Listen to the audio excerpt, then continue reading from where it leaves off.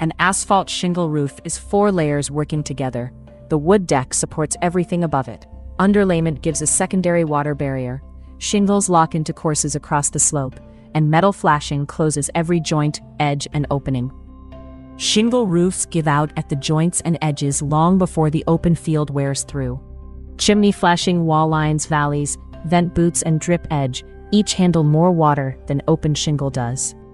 Most early warning signs show from the yard: curled tab corners on one slope, granules washing into the gutter, bare patches where the texture has worn smooth, missing shingles along a rake edge, and raised nail heads standing above the surface. A shingle repair takes more than a smear of sealant. We break the seal on the courses above, pull the nails, slide the failed shingles out, and weave new ones into the field. Nail placement decides how long that patch holds. Tear-off takes the roof down to bare wood, and nothing on the deck stays hidden.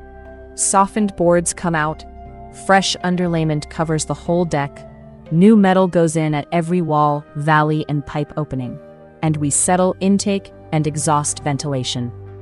Call Pasadena Roofing Contractors and describe the shingles at 626-240-1360.